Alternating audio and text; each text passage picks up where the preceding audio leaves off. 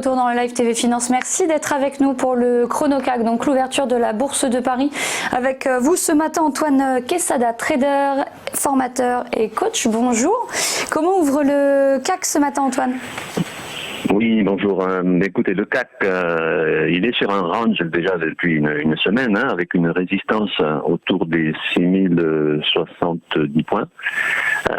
Il est à noter que ces dernières semaines, pour moi, l'objectif théorique du CAC 40, c'était l'objectif d'une figure en épaule-tête-épaule inversée, que j'avais évoqué à plusieurs reprises, et cet objectif était à 6036 points, qui a été atteint évidemment il y a un petit peu plus d'une semaine, et donc il est souvent courant que lorsqu'un objectif, donc les 100% du potentiel d'une figure chartiste sont atteints, il y a souvent des prises de bénéfices sur cette zone. Et donc le marché, bon, il l'a légèrement dépassé, puisqu'on est allé jusqu'à 6071.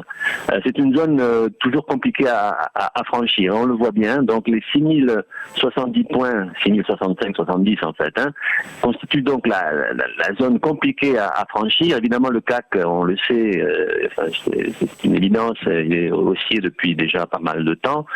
Je me rends compte que la géopolitique de ces derniers jours a provoqué un petit mouvement, mais qu'avec le fait que Donald Trump ait rassuré tout le monde sur la non-escalade possible, ça a redonné un coup de feu au marché. Donc en clair, pour être synthétique et pour la journée d'aujourd'hui, donc puisque nous parlons d'intraday pour le CAC aujourd'hui, la zone compliquée, comme je vous l'ai dit, c'est du 6071 qu'il faudrait casser. La base de ce la base de ce petit canal latéral sur laquelle nous nous trouvons est 100 points en dessous, c'est-à-dire les 5958, et qui est la zone un peu critique, sous laquelle il ne faudrait pas passer, sinon on risque de revenir nettement plus bas. En tout cas, on pourrait revenir s'appuyer sur la moyenne mobile à 20 unités de temps, qui est le segment oblique en noir que j'ai tracé là sur le graphique, donc sur le sommet du graphique. Et cette moyenne mobile, à l'heure actuelle, elle se situe sur 5983. Donc, elle pourrait servir donc de nouveau de support si on venait à revenir sur cette zone. En clair, il faudrait vraiment une clôture au-dessus des 6070 points, 71 points, pour libérer le potentiel de ce petit range latéral sur lequel nous nous trouvons depuis une semaine, qui a comme amplitude une centaine de points. Et à ce moment-là, ça pourrait nous amener 100 points plus haut. Et si vous remarquez sur le graphique que je vous ai envoyé, le segment en bleu, celui qui est le plus à droite, c'est en même temps la ligne de coup d'une figure chartiste qui est un petit double creux, qui est une figure de retournement à la hausse, de retournement après cette stagnation latérale. Et cette figure donne un objectif théorique, bien entendu, monsieur, sur du plus long terme, à 6180 points. Mais ça, c'est pour du plus long terme, dans l'hypothèse où le CAC 40 franchirait dans un premier temps déjà les 6071 en clôture. Donc, franchir les 6071 libérerait un potentiel d'une centaine de points.